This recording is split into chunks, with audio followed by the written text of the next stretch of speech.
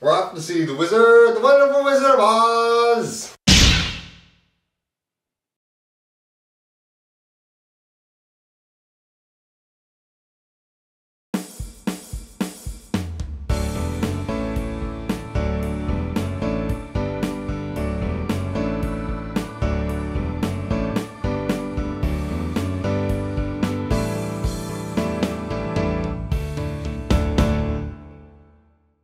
Oz the Great and Powerful, directed by Sam Raimi, who's directed the Evil Dead movies, the Army of Darkness, the Spider-Man trilogy. This movie was awesome. I really like this movie a lot. James Franco is Oz, and this is our story of how Oscar becomes Oz, the Wizard of Oz. And I thought it was a very good movie. Oz is a carnival magician, a con artist. He escapes from his circus that he works for, because apparently he was flirting around with the strongman's wife, and he was doing a magic show, and there was a girl in a wheelchair that wanted to get him to make her walk, and obviously he can't do that.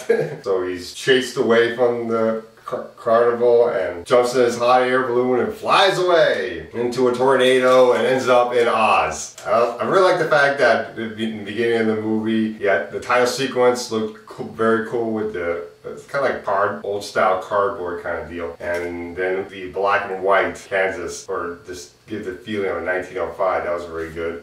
And of course, Oz is in color. That part looked awesome, fantastic. And he meets Theodora, played by Mila Kunis, and Rachel Weisz's character, Evanora, are two of our three witches. The later witch, Linda, played by Michelle Williams. And these witches were very good. I really liked each of them a lot. Glinda, Michelle Williams, was very good. I thought she did very well for her partner. Some people said that she was a little bit like Anne Hathaway's character in Alice in Wonderland, the White Queen. Yes and no. She's trying to be like the good witch in The Wizard of Oz. So obviously she's going to appear a little bit like that, like Anne Hathaway's character, but she's not totally like that character. And Evanora and Theodora, Mila Kunis and Rachel Weisz, both of them were great. Mila Kunis, some people have said that they didn't like her in this movie. I liked her in this movie. I thought she was very good. And let's talk about the Green Witch, our Wicked Witch of the West. I thought the woman that played her, I'm not going to say who, I thought she was great. But the makeup for her face. In the original film, she looks awesome and fantastic, but in this film, I think they used some of the same effects they used on Helen Bonham Carter to make her look like Queen of Hearts. So they used some of the same CGI effect or something, and it doesn't come off feeling real, and that is just so weird. You can make the makeup look fantastic with real practical makeup. Why not use it? Let's talk about our subcast. Zach Braff, who plays Finley, a little talking monkey that flies, and it is Oz's best friend there. He was great. Bill Cobbs plays the Master Tinker. I think the Tinkers are the people that worked on the Tin Man when Dorothy, the Lion, and the Scarecrow and Tin Man were being pampered. I think the people pampering the Tin Man were the Tinkers. So Bill Cobbs is the lead tinker in this film. Joey King voices the China Girl. Oh wow, I really liked the China Girl a lot. She was so cute. And of course she played the girl in the wheelchair in the beginning of the movie. Tony Cox, who's a little person playing Nook.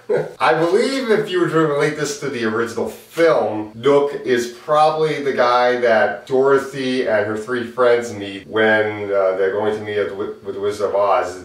The little guy that they meet at the door, and he answers the door. That's who Nook is, probably. Bruce Campbell makes an appearance in this movie. Hey, Bruce Campbell. I didn't realize Bruce Campbell was in this movie. I had to do a Google search when I was looking on IMDb to see who was in this movie. I was like, wait, Bruce Campbell's in this movie? Yeah, he's the Winky Guard. I didn't recognize him because he had a lot of makeup on. Oh, we can use makeup on Bruce Campbell. We can't use makeup on the Wicked Witch of the West. And we have to use a mixture of makeup and CGI or whatever. And I really thought the movie was great. It really had that Oz feel. You saw the exact spot where Dorothy Dorothy starts on the Yellow Brick Road. We see the bubble ride. We see the lion. We saw a lion. We saw scarecrows. No Tin Man. There's one little spoiler. No, there's no Tin Man in this movie. So I really thought the movie was very good.